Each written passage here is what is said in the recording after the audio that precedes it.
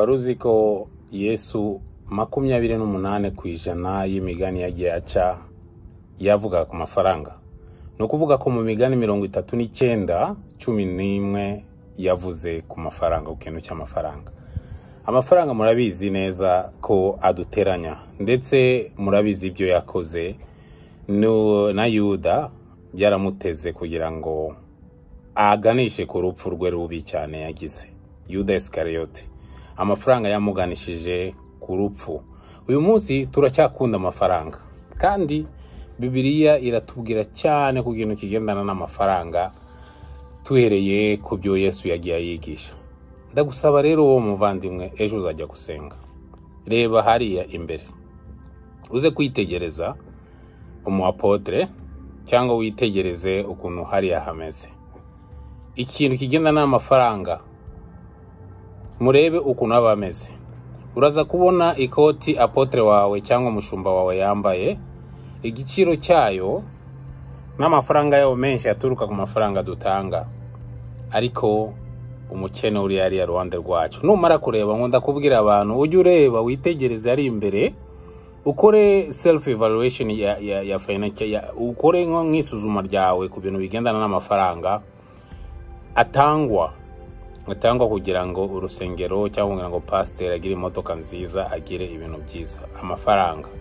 Ariko urebe hariya ku ruhande nanone uwo muyicaranye, cyangwa ushobora kuba kubera ko nawe waje wambaye ikoti bashobora kukwicaza imbere, bagakwicaza ahantu hitwa nkaho abanyacyubahiro, ariko nubashe kubona ko ari umuntu kwicaye ruhande cyangwa wicaye ari inyuma, uri butahe atari bubone n'ibyo kurya. Umara igihe kirekire atabasha kubona n'igitenge cy'ibihumbi 10.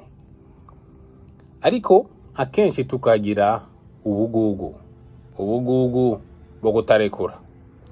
Turekura ku bantu batubesha, badushuka, cyane cyane abavuga butumwa.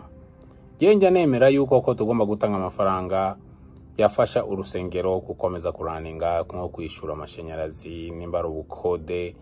Urusengero rugomba kubaho, ariko bigomba kubaho ku bushake, bitagomba kubaho hakoreshejwe ijambo ry'Imana.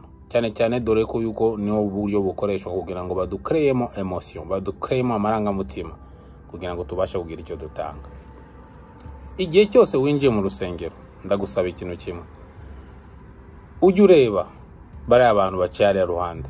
Hari urusengero twajyaga mama bazaga bateruye abana, ugasanga umwana arimo kurira cyane kubera inzara, arimo kurira cyane kubera kutagira amagara meza. Ariko twebwe twataha mu rugo, amasorori yuzuye ku meza, tukishima. Ibyo ngibyo babita happiness, ntago ari umunezero. Tukishima ko tubona ibiryo byo mu gitondo, bya saa sita na nimugoroba, ariko ari abantu tuturanye nabo. Ikibabaje, abantu dusengana nabo bababaye, badafite uburyo wishoboye.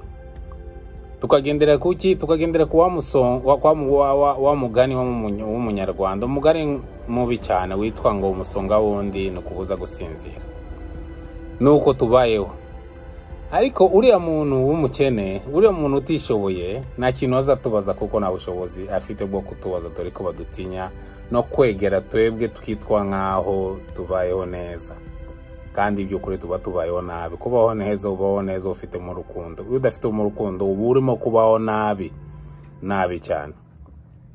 Iyo utasangije abantu urukundo, bari abakene batishoboye, cyangwa unagende unabaganirize, ufate n'umwanya wo kubaganiriza, ubereke yuko nabo ari abantu, ariko uterekana ubusumbane hagati yawe nabo, ubusumbane bwo muri iyi si. Bariya nibo bazatubera abayobozi ba chef de classe mu ijuru. Bariya ni byiza ko tubasha kubegera tukabana nabo kugira ngo tubikire mu ijuru. Ibyo ngibyo biri muri imigani 19:17. Ufashije umukene cyangwa ugaragariza umukene urukundo, ugaragariza umukene ubumuntu, abaguriza Imana. Naho mu video utakuri dusangire.